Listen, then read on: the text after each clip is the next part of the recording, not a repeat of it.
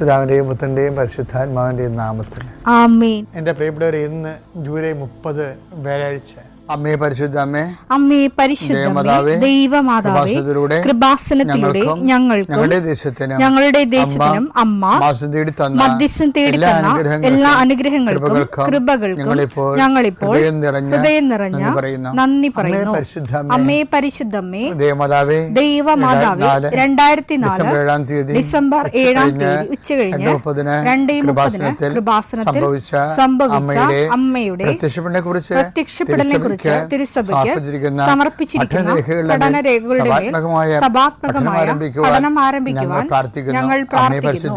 അമ്മേ പരിശുദ്ധമേ, ഭൂസ്വർലോകങ്ങളുടെ രാജ്ഞിയായ അങ്ങേയ്ക്ക് ഭൗമസംരക്ഷണത്തിനായി പ്രപഞ്ചപ്രകൃതിയെ തന്നെ തിരുസഭ പ്രതിഷ്ഠിക്കുവാൻ ഈ പ്രത്യക്ഷീകരണം വഴി ഇടയാക്കണമേ. പരിശുദ്ധമേ, ജപമാല മാതാവേ, സകല കൃപാസനം പ്രാർത്ഥനയോടും ചേർത്ത് ഞങ്ങളിപ്പോൾ പ്രാർത്ഥിക്കുന്ന ഈ കുടുംബത്തിന്റെ പ്രത്യേക നിയോഗം പറ മക്കളെ.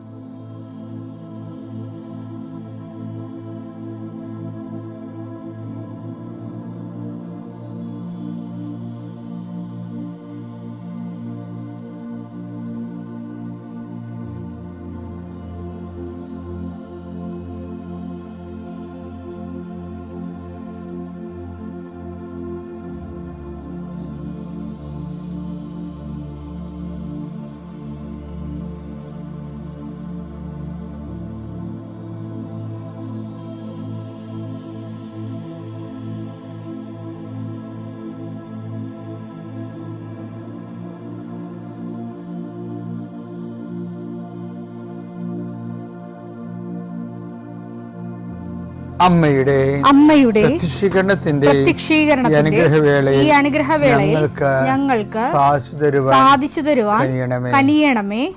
ആമേൻ. വിശ്വാസ പ്രമാണം.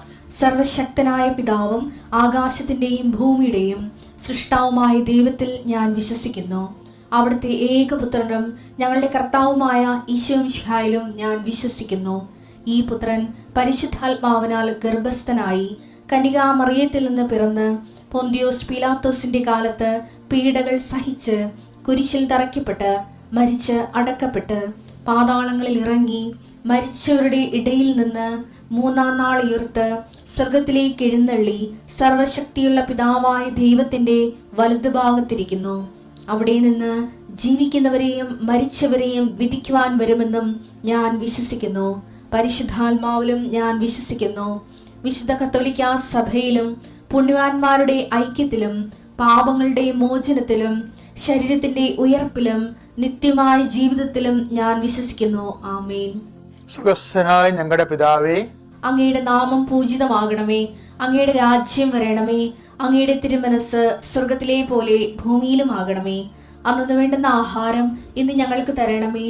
ഞങ്ങളോട് തെറ്റ് ചെയ്യുന്നവരോട് ഞങ്ങൾ ക്ഷമിക്കുന്നത് പോലെ ഞങ്ങളുടെ തെറ്റുകൾ ഞങ്ങളോടും ക്ഷമിക്കണമേ. ഞങ്ങളെ പ്രലോഭനത്തിൽ ഉൾപ്പെടുത്തരുതേ, തിന്മയിൽ ഞങ്ങൾ രക്ഷിക്കണമേ. ആമേൻ. നന്മ നിറഞ്ഞ മറിയമേ, സ്വസ്തി. കർത്താവ് അങ്ങയുടെ കൂടെ സ്ത്രീകളിൽ അങ്ങ് അനുഗ്രഹിക്കപ്പെട്ടവളാകുന്നു. അങ്ങയുടെ ഉദരത്തിൻ ഫലമായി ഈശോ അനുഗ്രഹിക്കപ്പെട്ടവനാകുന്നു. പരിശുദ്ധ മറിയമേ, തമ്പുരാന്റെ അമ്മേ, പാപികളായ ഞങ്ങൾക്ക് വേണ്ടി ഇപ്പോഴും ഞങ്ങളുടെ മരണസമയത്തും തമ്പുരാനോട് അപേക്ഷിക്കണമേ. ആമേൻ. കർത്താവേ, നിന്റെ ഉന്നതമായ നാമത്തിന് സ്തോത്രം ചെയ്യുന്നു. കർത്താവേ, നിന്റെ വിശുദ്ധ പൗരോഹിത്യത്തെ മഹത്വപ്പെടുത്തണമേ. കർത്താവെ, സഭയിലുള്ള സാന്നിധ്യം പ്രകടമാക്കണം. 40 വർഷം ഞാൻ അർപ്പിച്ച കൃപാനയുടെ യോഗ്യതയാണ്. കൃപാസന അൾത്താറെ ജീവനോടെ പ്രത്യക്ഷപ്പെട്ട പരിശുദ്ധ അമ്മയുടെ മാധ്യസ്ഥത്തിൽ ഞാൻ മക്കളെ ആശീർവദിക്കുന്നു. ഈശോയെ, ജീവിതത്തിൻ്റെ വ്യത്യസ്ത വിളികളിൽ പ്രയാസം അനുഭവിക്കുന്നുണ്ട് ഈശോയെ. അവരെ നീ ഏറ്റെടുക്കണമെന്ന് പ്രാർത്ഥിക്കുന്നു ഈശോയെ. വീടില്ലാത്തവരുണ്ട് ഈശോയെ. അതുപോലെ കുടുംബത്തിൽ കലഹങ്ങളുള്ളവരുണ്ട് ഈശോയെ. ഭാര്യാഭർത്താക്കന്മാർ പിരിഞ്ഞ് താമസിച്ചിട്ട് ഐക്യപ്പെടാൻ ആഗ്രഹിക്കുന്നുണ്ട് ഈശോയെ. ജീവിത പങ്കാളിയെ കിട്ടാത്ത പുരുഷന്മാരുണ്ട് ഈശോയെ. ജീവിത പങ്കാളിയെ കിട്ടാത്ത സ്ത്രീകളുണ്ട് ഈശോയെ. അന്യനാടുകളിലും വിദേശങ്ങളിലൊക്കെ ജീവിക്കുന്നവരും മക്കൾക്ക് അവർക്ക് പറ്റുന്ന ജീവിത പങ്കാളിയെ കിട്ടാതെ വിഷമിക്കുന്നവരും അതിനുവേണ്ടി പ്രാർത്ഥിക്കുന്നവരും ആശ്രയിക്കും. ഒരു പ്രൊമോഷന് വേണ്ടി പ്രാർത്ഥിക്കുന്നുണ്ട് ഈശോയെ. 10 പൈസ കൂടുതൽ കിട്ടിയാലേ കടങ്ങൾ പരിഹരിക്കപ്പെടുന്ന ഓർത്തുകൊണ്ട് വെണ്ണീറായി പ്രാർത്ഥിക്കുന്നുണ്ട് ഈശോയെ. കർത്താവേ, അവർ ഈ ജോലി നഷ്ടപ്പെട്ട എനിക്ക് വേറൊരു ജോലി തരണമേ കർത്താവേ ഇത് വിചാരിച്ച് നിലവിളിച്ച് പ്രാർത്ഥിക്കുന്നുണ്ട് ഈശോയെ. ജോലി ഇല്ലാതെ വിഷമിക്കുന്നുണ്ട് ഈശോയെ. രോഗങ്ങൾ മാറാതെ, സമാധാനം ഇല്ലാതെ, ഉറക്കമില്ലാതെ പോകുന്നുണ്ട് ഈശോയെ.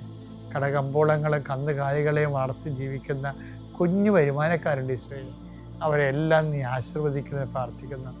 മക്കളുടെ വിദ്യാഭ്യാസം, മക്കളുടെ പഠനം, മക്കളുടെ ഉദ്യമങ്ങൾ, അവർക്ക് വേണ്ടി പ്രാർത്ഥിക്കുന്ന അമ്മമാരും അപ്പന്മാരും അവിടെ പ്രാർത്ഥനകൾ കർത്താവ് ഏറ്റെടുക്കുകയും നിങ്ങളുടെ കുഞ്ഞുങ്ങളെ കർത്താവ് ആശീർവദിക്കുകയും ഇന്നത്തെ ദിവസം നിങ്ങൾ എന്തെല്ലാം ചെയ്യുന്നു, എവിടെയെല്ലാം പോകുന്നു, അവിടെല്ലാം സംസാരിക്കുന്നു, എല്ലാ നിയോഗങ്ങളും കർത്താവ് നിറവേറ്റട്ടെ. എൻ്റെ പ്രിയപ്പെട്ടവരെ, ശേഷത്തൊക്കെ ഓർത്ത് നമുക്ക് വളരെ താമസിച്ചാണല്ലോ പരിശുദ്ധാത്മാവിൻ്റെ ജ്ഞാനമൊക്കെ കിട്ടിയെന്ന്. കാര്യം പരിശുദ്ധാത്മാവിൻ്റെ ജ്ഞാനം ഭയങ്കര ദൈവം അലോട്ട് ചെയ്യേണ്ടത് ഭയങ്കര പിശുക്കായിട്ടാണ്, ഭയങ്കര സപ്ലൈ ഷോർട്ടാണ്. അങ്ങനെ എനിക്ക് മനസ്സിലായത്. അപ്പം നിങ്ങളവർക്ക് അച്ഛൻ്റെ കയ്യിരിപ്പ് കൊണ്ടായിരിക്കുമെന്ന്, അതല്ല എൻ്റെ അർത്ഥം. നമ്മൾ ദൈവത്തിൽ ജീവിക്കണമെങ്കിൽ നമുക്ക് നമ്മുടെ വ്യവഹാരിക സാധാരണ ജീവിതമില്ലേ, അതിൻ്റെയും കുന്നായ്മകളും അതിൻ്റെ ഒരു തടസ്സങ്ങളും തട്ടുകേടുകളൊക്കെ ഉണ്ടല്ലോ, അതിനെയൊക്കെ മനസ്സിലാക്കി വളരെ ഒരു ഗ്രീൻ ചാനലിലൂടെ ജീവിതം കൊണ്ടുപോകണമെങ്കിലും പരിശുദ്ധാത്മ മസ്റ്റാണ്. നിങ്ങളൊക്കെ പല കാര്യങ്ങളത് കൊണ്ടുപോകുന്നുണ്ട് എനിക്കറിയാം, പക്ഷെ അത് പരിശുദ്ധാത്മാവാണെന്ന് നിങ്ങൾക്ക് അറിയത്തില്ല. അതുകൊണ്ട് പരിശുദ്ധാത്മാവിൻ്റെ ഒരു ബൂസ്റ്റിങ്ങിന് വേണ്ടി പ്രത്യേകിച്ച് നിങ്ങളൊന്നും ഒരു ഇൻവെസ്റ്റ്മെൻറ്റും ചെയ്യണില്ല. ഞാൻ പറഞ്ഞ പരിശുദ്ധാത്മാവിന് വേണ്ടി എക്സ്ട്രാ ഇൻവെസ്റ്റ്മെൻറ്റ് ചെയ്യണമെന്ന് എൻ്റെ അഭിപ്രായം. ഞാൻ ചില സമയത്തൊക്കെ ഒറ്റയ്ക്കൊക്കെ എല്ലാം നിർത്തി, എഴുത്താണെങ്കിൽ എഴുത്ത്, വേറെ എന്തെങ്കിലും ചെയ്തിരിക്കണമൊക്കെ നിർത്തിയിട്ട് വെറുതെ ഇരുന്ന് പരിശുദ്ധാത്മാവിനെക്കുറിച്ച് മാത്രം ചിന്തിച്ചുകൊണ്ടിരിക്കും. പക്ഷെ എന്നാലും ഞാൻ പിതാവിനോട് പറയും, പിതാവേ പരിശുദ്ധാത്മാവിനെ എന്നോട് നിറയ്ക്കണമേ. അപ്പോൾ എനിക്ക് കർത്താവ് തന്നൊരു സംഭവം ഞാൻ കഴിഞ്ഞ ദിവസം പള്ളിയിൽ പറഞ്ഞു, നീ വചനം വായിച്ചാൽ മതി എന്ന് പറയും. നിനക്ക് ഏറ്റവും ഈസി ആയിട്ട് ഏറ്റവും ഈസി ആയിട്ട് പരിശുദ്ധാത്മാവിനെ നിറയാനുള്ളത്, ഇപ്പോൾ ഞാൻ പരിശുദ്ധാത്മാവിനെ നിറയാനുള്ളത് പ്രാർത്ഥനയെക്കാളും നമ്മൾക്ക് ഏറ്റവും ഈസി എന്താണെന്നറിയാമോ? ഈ നിങ്ങൾ ഉടമ്പടിയിൽ എല്ലാ ദിവസവും അരമണിക്കൂർ വചനം വായിക്കലേ, അത് ഉടമ്പടിയുടെ ഒരു ആചാരം പോലെ വായിച്ചു വിടരുത്. അത് പരിശുദ്ധാത്മ നിറയാൻ വേണ്ടിയാണ് വായിക്കേണ്ടത്. എന്താ കാരണം വെച്ച് കഴിഞ്ഞാൽ to fan into flames എന്ന് പറഞ്ഞില്ലേ വായിച്ചത്, 2 തിമോത്തിയോസ് 1:6. 2 തിമോത്തി 1:6 ഒരു വചനമുണ്ടേ, എന്റെ കൈവെപ്പിലൂടെ നിനക്ക് ലഭിച്ച ദൈവിക വരം വീണ്ടും ഉജ്ജ്വലിപ്പിക്കണമെന്ന് ഞാൻ നിന്നെ അനുസ്മരിപ്പിക്കുന്നു. ഏറ്റവും നല്ല മാർഗം എന്താണെന്നറിയാവോ? പരിശുദ്ധാത്മാവ് ചെയ്ത ചില കാര്യങ്ങൾ നമ്മളുടെ മനസ്സിലേക്ക് കടത്തിവിട്ട് നമ്മുടെ മനസ്സിനെ റീഫോർമാറ്റ് ചെയ്യണം. പരിശുദ്ധാത്മാവ് ചില കാര്യം എന്താണ്? പൗലോസ് പത്രോസ് പറയുന്നുണ്ട്, പരിശുദ്ധാത്മാവ് ദൈവവചനം വ്യക്തിപരമായ വ്യാഖ്യാനത്തിനുള്ളതല്ല, അത് ദൈവത്തിൻ്റെ പരിശുദ്ധാത്മാവിനാൽ നിവേശിതമായ വചനം എടുത്തേ. 2 പത്രോസ് 1:20-21. 2 പത്രോസ് 1:20-21 വായിച്ചേ. ആദ്യം നിങ്ങൾ ഇത് മനസ്സിലാക്കുവിൻ. വിശുദ്ധ ലിഖിതത്തിലെ പ്രവചനങ്ങൾ ഒന്നും തന്നെ ആരുടെയും സ്വന്തമായ വ്യാഖ്യാനത്തിനുള്ളതല്ല. എന്തുകൊണ്ടെന്നാൽ പ്രവചനങ്ങൾ ഒരിക്കലും മാനുഷിക ചോദനയാൽ രൂപം കൊണ്ടതല്ല, പരിശുദ്ധാത്മാവിനാൽ പ്രചോദിതരായി ദൈവത്തിന്റെ മനുഷ്യർ സംസാരിച്ചവയാണ്. ഇപ്പൊ വചനം എന്ന് പറഞ്ഞാൽ എന്താണ്? പരിശുദ്ധാത്മാവിനാൽ പ്രചോദിതമായി ദൈവത്തിൻ്റെ മനുഷ്യർ സംസാരിച്ചതാണ്. അപ്പം പരിശുദ്ധാത്മാവിൻ്റെ പ്രോഡക്റ്റാണ് ഈ വചനം എന്ന് പറയണത്. ഇനി നമ്മൾ ഈ 2 പത്രോസ് 1:20 നമ്മളിനി 2 തിമോത്തി 1:6 ലിങ്ക് ചെയ്യുമ്പോൾ നമുക്ക് മനസ്സിലാവും. എന്താ മനസ്സിലാവുന്നത്? എൻ്റെ കയ്യൊപ്പിലൂടെ നിങ്ങൾക്ക് ഊതിക്കത്തി ദൈവിക വരം കയ്യൊപ്പിൽ ലഭിച്ച ദൈവിക വരം ഊതിക്കത്തിവേ. എങ്ങനെ നമ്മൾ ഊതിക്കത്തിക്കണമെന്ന് വെച്ചാൽ അതിൻ്റെ ഏറ്റവും നല്ല മാർഗം പരിശുദ്ധാത്മാവ് തന്നെ എഴുതിയ വചനം നമ്മൾ ആത്മാവിൽ വായിക്കുന്ന അനുസരിച്ചുകൊണ്ട് നമ്മൾ പരിശുദ്ധാത്മാവ് ഊതിക്കത്തിക്കപ്പെടും. കഴിഞ്ഞ ദിവസങ്ങളിൽ 5 ഏഞ്ചൽ താര എന്നും പറഞ്ഞൊരു മോള് സാക്ഷ്യം പറഞ്ഞു. സാക്ഷ്യം പറഞ്ഞപ്പോഴത്തേക്ക് കർത്താവിൻ്റെ വചനം വായിക്കുമ്പോൾ എൻ്റെ കണ്ണും നിറഞ്ഞു പോകുന്നു.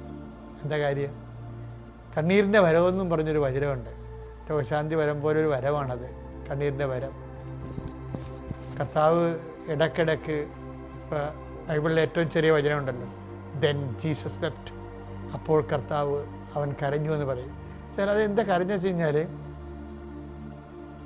ആ ദൈവസ്നേഹം, അതായത് തൻ്റെ യാത്രയുടെ അവസാന മണിക്കൂറാണ്. എന്നിട്ട് ജെറുസലേം തന്നെ അറിയണില്ല, ഇനി തനിക്ക് ഈ രൂപത്തിൽ വരാൻ പറ്റത്തില്ല. ജെറുസലേം, എത്ര കാലം നിന്നെ പിടക്കോഴി തൻ്റെ കുഞ്ഞിനെ ചിറകിൻ്റെ കീഴിലാക്കുന്ന പോലെ ഞാൻ എൻ്റെ ചിറകിൻ്റെ കീഴിൽ സംരക്ഷിച്ചു. അപ്പോഴും നീ തിരിച്ചറിഞ്ഞില്ലല്ലോ സന്ദർശനത്തിൻ്റെ സമയം. കണ്ണ് നിറഞ്ഞു പോയി. അതാണ് കണ്ണീരിൻ്റെ വരവെന്ന് പറയുന്നത്. ലാസറിൻ്റെ മുമ്പ് നിൽക്കുമ്പോഴും കർത്താവിൻ്റെ കണ്ണ് തുളുമ്പണുണ്ട്. ഇതുപോലെ ഏഞ്ചൽ താര പറഞ്ഞു, കർത്താവിൻ്റെ വചനം വായിക്കുമ്പോൾ എന്നെ കണ്ണ് തുളുമ്പിപ്പോയെന്ന്. ദൈവസ്നേഹം നിറയുമ്പോഴാണ് കണ്ണ് തുളുമ്പുന്നത്. അത് പരിശുദ്ധാത്മാവിൻ്റെ പ്രവർത്തനമാണ്.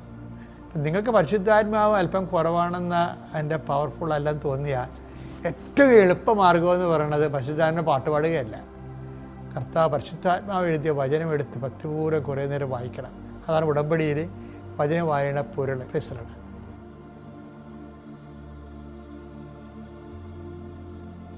അത്യപൂർവ ദൈവാനുഭവങ്ങൾ ഇനി നിങ്ങൾക്കും സ്വന്തം. ഈ യൂട്യൂബ് ചാനൽ ഇതുവരെ സബ്സ്ക്രൈബ് ചെയ്തിട്ടില്ലെങ്കിൽ ഇപ്പോൾ തന്നെ സബ്സ്ക്രൈബ് ചെയ്യുക. ഈ വീഡിയോ ഇപ്പോൾ തന്നെ നിങ്ങളുടെ സുഹൃത്തുക്കൾക്ക് ഷെയർ ചെയ്തുകൊണ്ട് കർത്താവിൻ്റെ പ്രേക്ഷിതരാകുക.